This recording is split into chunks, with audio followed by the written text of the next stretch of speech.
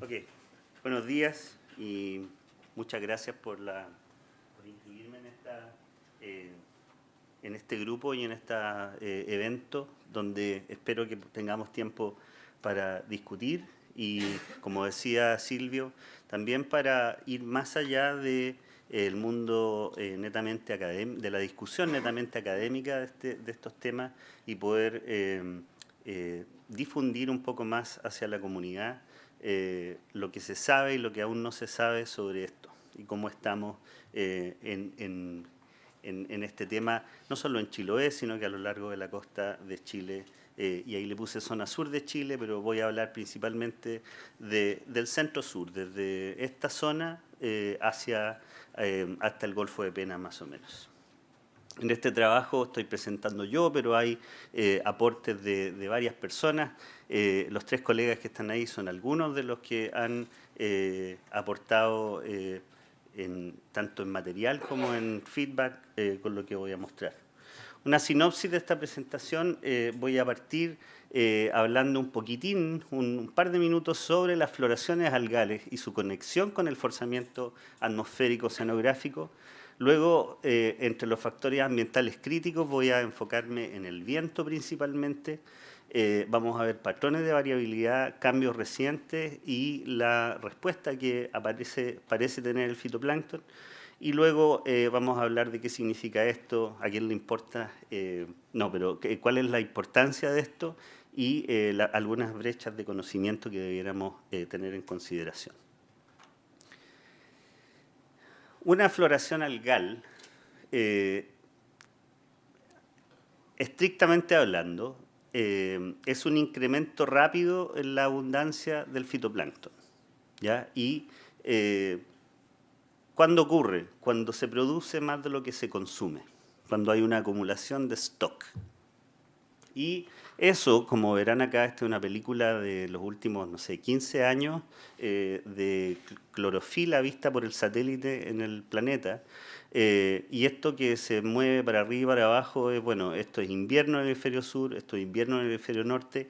Y como verán, hay zonas que son verdes buena parte del tiempo, pero hay algunas que se prenden y apagan en distintas épocas del año. Esos son los procesos estacionales de floración del fitoplancton en primavera, verano principalmente. Y entonces una floración algal es algo que en realidad es normal en muchos lugares. El bloom de primavera le llamamos generalmente. Esta floración que ocurre en estos meses como los que estamos en este momento, entre octubre y marzo, primavera-verano, en esta zona del planeta. Acá esto es visto por el satélite, el satélite ve color del océano y se hace una estimación de cuánta clorofila y eso se supone que refleja cuánto fitoplancton hay. Acá en verde, en un verde muy fosforescente, aparece, estos son observaciones de células de diatomeas y lo que muestro acá es el año promedio centrado en el verano. Esto es julio, esto es diciembre, enero, esto es junio. Y entonces aquí solo quiero mostrar cómo cuando uno saca muestras en el agua y ve la abundancia promedio de diatomea en distintos meses del año, esto es aquí frente a Dichato, aparece este ciclo anual que muestra la floración algal de primavera-verano, ¿ya?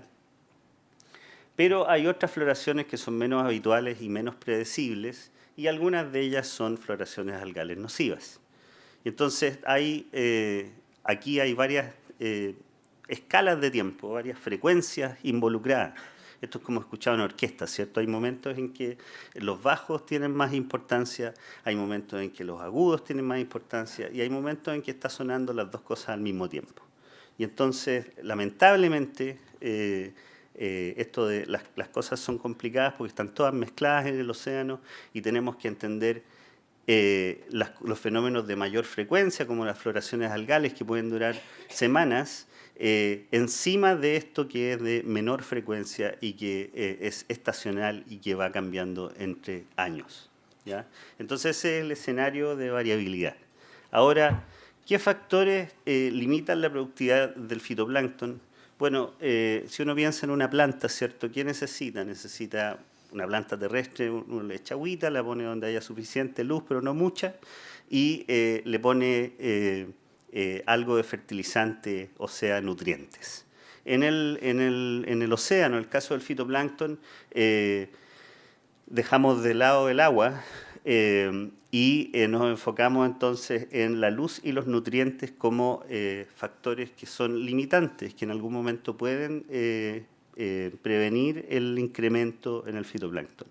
La luz depende de dónde estamos en el planeta. El rojo es que se recibe más luz por unidad de área, el azul menos luz, pero también depende de la época del año. Entonces, este gráfico que es para el hemisferio norte muestra cómo en julio, a los 90 grados norte, o sea, en el polo, hay luz todo el día, mientras que en el polo sur no hay luz en ningún momento. Esto es julio, invierno. Y en diciembre, enero sería al revés, ¿ya? Y en latitudes intermedias como la nuestra hay cierto número de horas del día con luz. No me voy a referir a la luz, sino que me voy a enfocar en el otro factor que son los nutrientes en esta presentación. ¿Y los nutrientes de dónde vienen? Bueno, pueden venir de abajo o pueden venir de arriba, ¿ya? Y para venir de abajo, por afloramiento de aguas profundas, se requiere generalmente la acción del viento. Y también pueden venir de arriba por ríos, ¿cierto? Aportes de ríos, pero en gran medida el nitrógeno, el fósforo que se necesita para que prolifere el fitoplancton viene desde abajo. Una vez que se acaba los nutrientes en la capa más superficial que está bien iluminada, se requiere de procesos físicos que levanten el agua que tiene más nutrientes y la hagan llegar a la zona donde hay luz. Y aquí está un diagrama que muestra un proceso físico del que hablamos muy a menudo, tan a menudo que a veces se nos olvida cómo explicarlo en forma sencilla, y que es la surgencia costera, pero básicamente el transporte de Ekman. Como cuando el viento en nuestra región sopla hacia el norte, hacia el Ecuador, por efecto combinado del viento y la rotación de la Tierra, tenemos agua superficial que se aleja de la costa y como no puede quedar un hoyo en el mar, esa agua es reemplazada por agua desde abajo que ocurre que tiene más nutrientes. A una escala más grande, de nuevo, aquí hay escalas combinadas, ocurre que cuando el viento cambia, tiene una tendencia a rotar a mayor escala. Esta tendencia a rotar puede hacer ascender también agua profunda a velocidades bajísimas, pero sobre áreas muy grandes, y entonces esto puede levantar un volumen muy importante de agua profunda también. Y estas dos cosas entonces pueden afectar tanto la abundancia del fitoplancton como la composición del fitoplancton. ¿Cuál es el patrón de viento en la zona centro-sur de Chile? Este es el promedio del viento entre el año 90 y el 2016 en toda esta región. El color indica la velocidad del viento, está en metros por segundo esto. Aquí el viento no es muy fuerte, aquí es más fuerte, acá también. Esto es Punta Lavapié, aquí estamos nosotros. Y las flechitas indican la dirección predominante del viento. Entonces vemos que en promedio, si el viento más o menos de Valdivia al norte tiende a soplar hacia el noreste, mientras que a la altura de Chiloé tiende a soplar hacia la costa, de hecho, y más al sur empieza a soplar hacia el sur, hacia el polo. Ese es, si es que el mundo fuera un promedio y nada cambiara, digamos. Ese sería el viento dominante. Ahora, cuando uno empieza a agrupar por meses del año, y aquí está entonces enero, febrero, marzo, abril, hasta noviembre, diciembre, uno ve que hay ciertos cambios estacionales, que el viento tiende a ser más débil en otoño, otoño-invierno, y tiende a ser más fuerte, de hecho, en primavera y verano. ¿Ya? A pesar de que en invierno hay temporales donde por unos días el viento es fuerte, en promedio el viento es más débil en esta época que en esta época. y hay un cambio de dirección también. Cuando uno ve viento soplando hacia el norte y uno lo combina, esto de arriba es anomalía de temperatura. Los azules son que el agua está particularmente helada y los rojos que el agua está particularmente cálida. Y entonces, esto es una animación para marzo del 2016, que fue un mes bien importante, fue el mes en que, además del problema de floraciones algales en Chiloé, se estaban virtiendo estos salmones por acá afuera, ¿cierto?, frente al faro Corona. Y esto muestra entonces cómo día a día iba cambiando este campo de anomalías de temperatura, y esta banda azul, que se pone muy azul en algunos momentos, significa hasta 3 grados Celsius por debajo de lo habitual, tiene que ver con este viento que sopla hacia el Ecuador, ¿ya? Ahora, cuando uno mira esta es la costa de Chiloé, la costa exterior de Chiloé, y uno lo mira en el tiempo, de nuevo, los azules acá son momentos inusualmente helados, los rojos momentos inusualmente cálidos. Uno ve que en la costa expuesta de Chiloé ha habido en los últimos 15, 16 años periodos bastante fríos y otros bastante cálidos que se relacionan no solo con esto local, sino que también con cosas de orden de escala global o transpacífica como la condición El Niño. Entonces, de nuevo, hay cosas superpuestas acá, combinadas, que a veces cuesta separar. Pero el viento, cuando sopla hacia el norte, induce esta elevación de aguas frías y con más nutrientes, y eso debiera tener un efecto sobre el fitoplancton. Cuando el viento tiene esta tendencia a rotar sobre áreas más grandes, estamos mirando de más lejos, si es que rota en nuestro hemisferio en el sentido de las manecillas del reloj, tiende a promover el ascenso de agua y esto es lo que llamamos el rotor de viento. Cuando uno calcula para S cuadrado ahí frente a Chiloé el volumen de agua que asciende en algunos momentos, vemos que hay una variabilidad importante a lo largo de los años, no es una cuestión periódica, predecible, y en los últimos años ha tendido a disminuir este ascenso de agua por efecto del rotor de viento. Cuando uno multiplica estas velocidades verticales por el área de este cuadrado, tenemos que este transporte del orden del promedio, perdón, el 1 acá, equivale a 0,4 Sverdrups, que, bueno, un Sverdrup es 1.000.000 de metros cúbicos por segundo, que es comparable con estimaciones que se han hecho en otras regiones de régimen oceanográfico parecido. Ahora, entonces estas dos cosas están ocurriendo al mismo tiempo en escalas distintas. ¿Ha cambiado el transporte de Ekman en las últimas décadas? Bueno, cuando uno toma a lo largo de la costa el estrés de viento y calcula el transporte de Ekman, lo que estoy mostrando acá es la latitud. Chiloé está aquí, esta línea representa el canal de Chacao, esta línea representa el Guafo y esta línea representa el Golfo de Penas. El azul indica ascenso de agua helada, es surgencia o afloramiento. El rojo indica hundimiento de agua. Cuando el viento sopla hacia el polo ocurre lo opuesto, el agua se hunde. Y entonces vemos acá un resumen, este es el año promedio, esto es enero, esto es diciembre, y entonces esto muestra que en promedio a lo largo de esta región, durante el invierno, en toda esta región el agua tiende a hundirse porque el viento tiende a soplar hacia el polo, pero de los 42 grados más o menos hacia el norte, o sea, más o menos de Chiloé hacia el norte, hay épocas del año entre octubre y marzo en que predomina una condición opuesta de surgencia, donde el viento sopla hacia el Ecuador, y el agua tiende a ascender.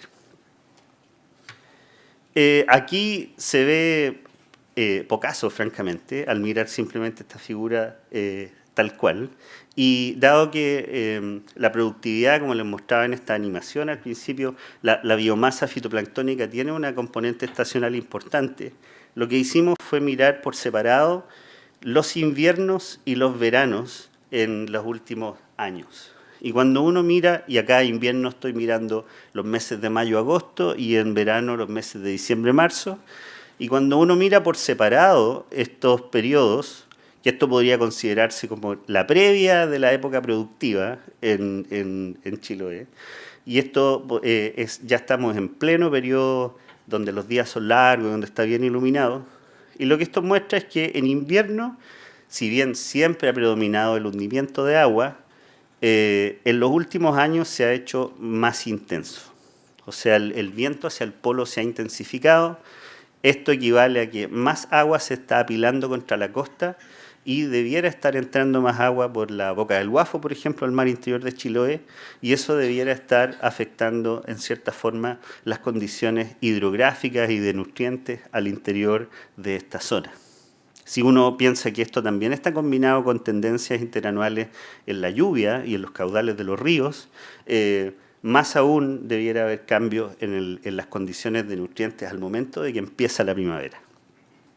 Cuando uno mira el verano, esto se ve como una bandera, ¿cierto? Pero en realidad lo que esto muestra es que en el verano hay un quiebre claro entre condición de ascenso de agua helada y condición de hundimiento de agua cálida que está oceánica. Y esta transición se mueve entre años, ¿ya? Y si uno lo mira suficiente tiempo esto, se empieza a convencer de que aquí existe, desde el año 2000 en adelante, hemos visto una tendencia que cuando uno hace los análisis respectivos es al menos estadísticamente significativa a que esto se traslade a razón de 10 kilómetros por año hacia el sur. ¿Qué significa esto? Que antiguamente, si ustedes se fijan acá, de nuevo, esta banda en la isla de Chiloé, antiguamente en verano tendía a dominar la condición de hundimiento de agua. Y ahora pareciéramos ir hacia una dominancia de la condición de afloramiento de agua. Eso, más allá de que acá el agua era más calentita, acá va a estar más helada, cambia las condiciones de nutrientes. Y no me refiero solo a las concentraciones de nutrientes absolutas, sino que a la relación entre ellas. De nuevo, además hay tendencias en la precipitación y en los caudales de los ríos, entonces eso altera el cóctel que hay entre nitrógeno, fósforo, sílice, y eso tiene efectos sobre a qué especies del fitoplancton les va, a qué grupos y especies del fitoplancton les va mejor. Ya. Otras tendencias, quiero aprovechar de mostrar, esta es la temperatura superficial del mar en la región. Este es el campo promedio de temperatura, siempre es más cálido acá en la parte norte del mar interior de Chiloé que en la parte sur. Aquí en la zona de Quellón hay una zona que es particularmente fría y permanentemente fría. Esto de acá esto muestra cuán diferente es el invierno y el verano, y esto lo que significa es que acá en Quellón hay un cambio muy leve, casi no cambia la temperatura entre invierno y verano. Con suerte varía 1 grado Celsius. Mientras que acá en el seno Reloncaví, en esta parte, tenemos 7, 8 grados Celsius de diferencia entre invierno y verano. Eso sin duda, esta heterogeneidad en los regímenes ambientales debe tener que ver con a qué especie o grupo les va mejor aquí o allá o cuándo.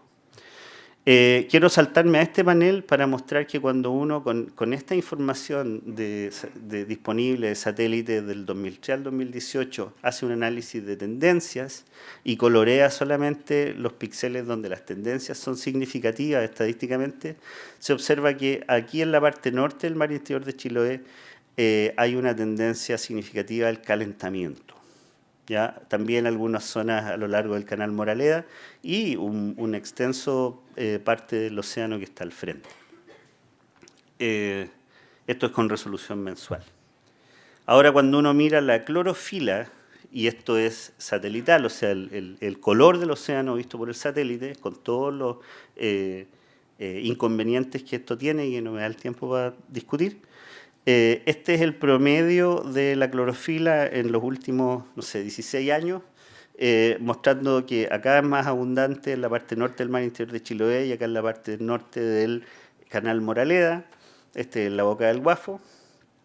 Cuando uno analiza cómo varía en el tiempo, pero también en toda esta zona la clorofila, sin enfocarse en un punto en particular, sino que en todo, aquí esta es una técnica estadística que trata de destilar toda esta variabilidad en una cosa que podamos mirar simplemente. Y este destilado de la variabilidad de la clorofila, que llamamos EOF, explica para toda esta variabilidad que muestra el satélite en toda esta región, yo con una serie, con un gráfico, puedo resumir 34% de la variabilidad de la clorofila en toda esta región, pero principalmente ahí donde sale rojo. Toda esta parte expuesta de Chiloé y esta parte donde se conecta el mar interior con el Océano Pacífico, lo puedo representar con esta línea. Entonces esta serie destila 34% de la variabilidad de la clorofila superficial, y yo espero que eso me indique algo sobre el fitoplancton en toda esta región. Cuando uno hace este análisis suficientes veces, con suficientes variables, en suficientes regiones, uno siempre espera que este modo de variabilidad refleje el ciclo estacional. Y cuando uno mira esto, no se ve tan estacional. Hay momentos en que sí, esto significa el 1 de enero de cada año, verano. Entonces hay épocas en que parece que esto está cambiando, aumenta en verano, disminuye en invierno, pero ha habido momentos en que ha perdido el ritmo esto. ¿Ya? Y cuando uno, este otro análisis que nos encanta aplicar, y que aquí solamente quiero mostrar que esta es una forma de ver que la frecuencia, esto como si fuera una orquesta y esto es un instrumento, el instrumento correspondiente al ciclo estacional, tiene un cierto volumen en algún momento, el volumen baja y después vuelve a subir en los últimos años. Y en este periodo se perdió este instrumento de la orquesta, que es el ciclo estacional en la clorofila. Y eso tiene implicancias no solo es interesante desde el punto de vista del fitoplancton, sino que también tiene implicancias para una industria como la vitilicultura, que depende de que el fitoplancton tenga patrones predecibles en su abundancia. Jorge León, que está aquí presente, me prestó esta serie naranja que sale acá, que es el caudal del río Puelo, uno de los ríos caudalosos o el más caudaloso de la parte norte de la Patagonia, y es notable cómo el azulito acá, que es la variabilidad de la clorofila en toda esta región que les mostré, con el caudal de un río, tienen en algunos momentos una correspondencia que es bien sorprendente.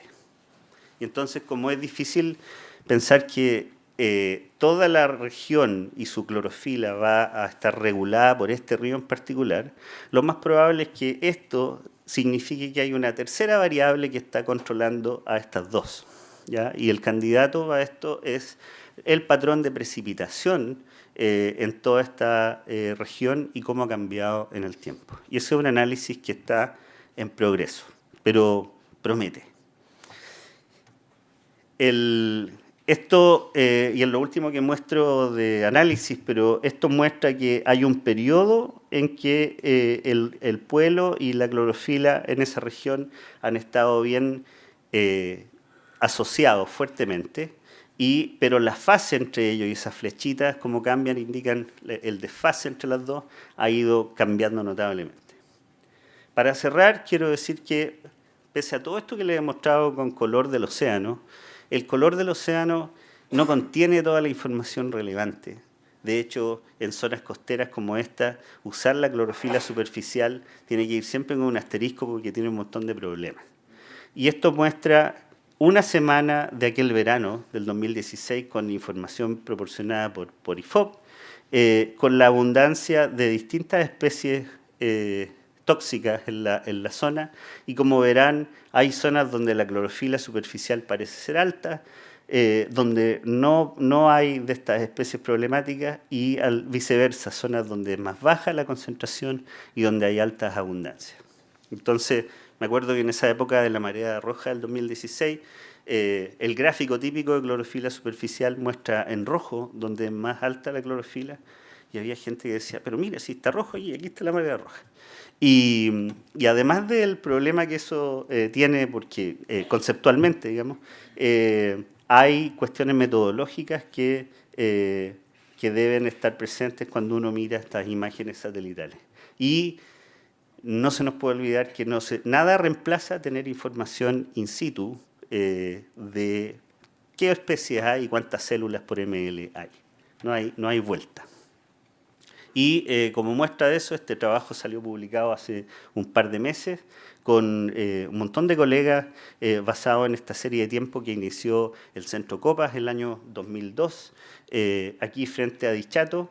Y lo que esto muestra, en resumen, es que las diatomeas, que son un grupo clave en el fitoplancton y que tienden a florecer en la primavera en esta región, de 2009 en adelante han caído drásticamente. ¿Ya? Y esta caída en abundancia tiene que ver con un incremento en la intensidad del viento de primavera, que muestro acá, y con una caída en el caudal de los ríos en la región, que muestro acá. Y eso tiene que ver con eso ha generado un cambio en esta razón entre sílice y nitrógeno, que proponemos en este trabajo que está detrás de esto y de que le está yendo mejor a otros grupos del fitoplancton hoy en día, que mejor que a las diatomeas.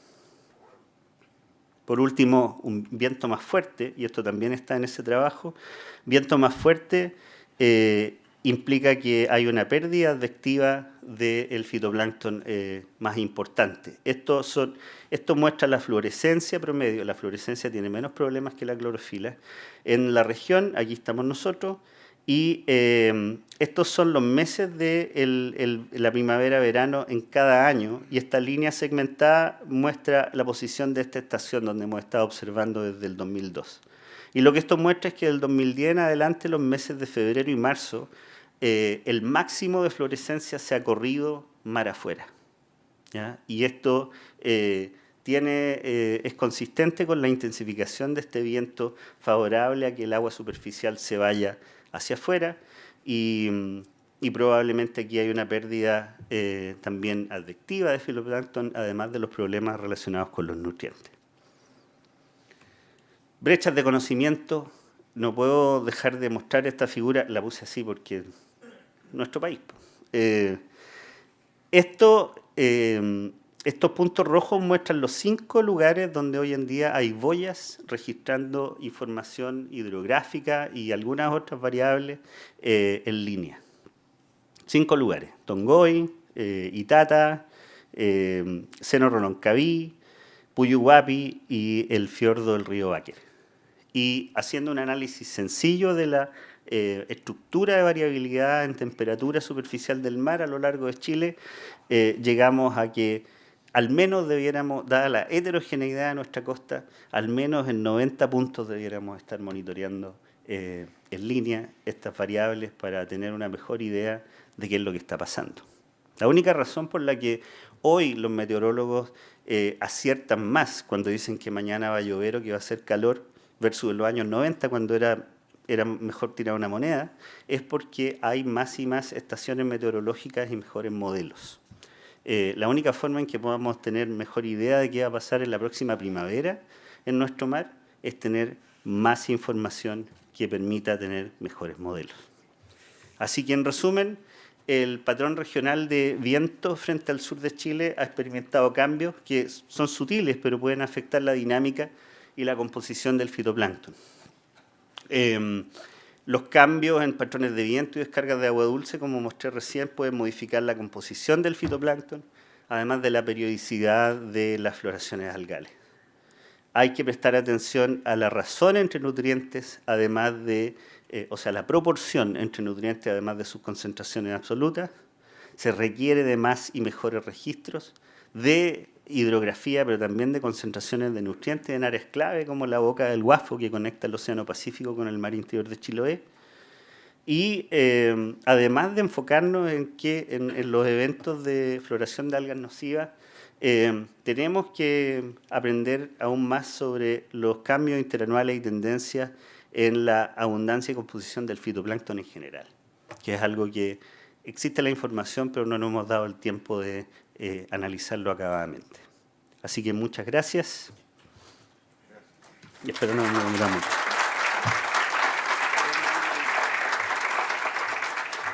Tenemos tiempo para una pregunta, antes de pasar a la siguiente. ¿Alguien se anima?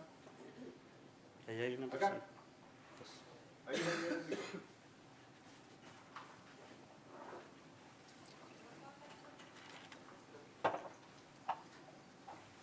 Hola Fabián, muchas gracias por tu presentación.